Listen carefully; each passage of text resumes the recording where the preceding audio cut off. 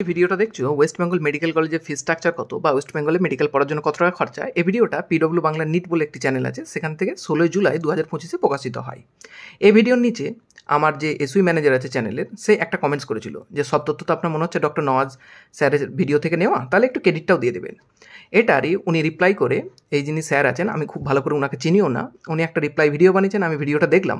ওখানে উনি ব্যাখ্যা করেছেন যে এই যে ডেটটা নাকি উনি আগে প্রকাশিত করেছেন, আমার পরে হয়েছে। সেই অনুযায়ী উনি বলেছেন যে আমি তোমাদের তথ্য নিইনি, হতে পারে তোমরা আমার তথ্য নিয়েছো, বা আমাকে ডক্টর নওয়াজ যাকে বলা হচ্ছে ওনার নাকি নার্সিস্টিক পার্সোনালিটি ডিসঅর্ডার আছে, এই ধরনের উনি আখ্যায়িত করেছেন। যাই হোক, একটুখানি ব্যাখ্যাতে আমি আসি।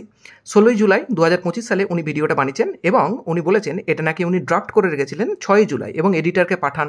এডিটারের সঙ্গে হয়তো আমার পরিচয় আছে, যেখান থেকে আমি নাকি ওনার তথ্যগুলো নিয়ে নিয়েছি। আমি একটুখানি বলি যে এখানে যে কথাটা বলা হয়েছে না, যে এই ভিডিও থেকে আগে অনেক ভিউজ এসছে। একজন ম্যাডাম যেনার সঙ্গে আমার খুব ভালো সম্পর্ক আছে, ওনার ভিডিও দেখায় ডাক্তারি পড়তে কত টাকা খরচা, প্রায় 2,06,000 ভিউজ আছে। কবে বানিয়েছে? 2024। আপনার ভিডিও বানানোর স্যার 1 বছর আগে বানিয়েছেন। এবং দেখুন এখানে কি লেখা আছে, কোথা থেকে নেওয়া হয়েছে, কার কাছ থেকে নেওয়া হয়েছে, নামটা নিশ্চয়ই পড়তে পারবেন, আশা করি পড়ে নেবেন। এবার উনি যেটা ব্যাখ্যা দিয়েছেন যে আমার ভিডিওটা নাকি ওনার ভিডিও থেকে নেওয়া হয়েছে। কী জন্য? কারণ আমার ভিডিওটা 10 দিন আগে অর্থাৎ 7ই জুলাই হয়েছে। ঠিক আছে, ওনার কথা মতে আমি ধরে নিলাম 6 জুলাই। এবার আপনি যদি আমার চ্যানেলের কোনো সাবস্ক্রাইবার হন, তাহলে নিশ্চয়ই এই ভিডিওটা নিশ্চয়ই তো দেখেছেন বিগত 1 বছর আগে ভিডিওটা বানানো।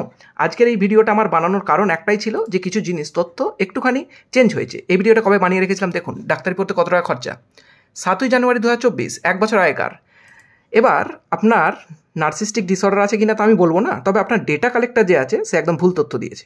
এরকম ভুলভাল ডেটা কালেক্টর নিয়ে ভিডিও বানাবেন না, আপনার নিজেরই মান সম্মান যাবে। সুতরাং একটুখানি ভাবনা চিন্তা করে ভিডিও বানাবেন। আর হ্যাঁ, চেষ্টা করবেন যদি কারো ক্রেডিট নেন, ক্রেডিটটা দেওয়ার।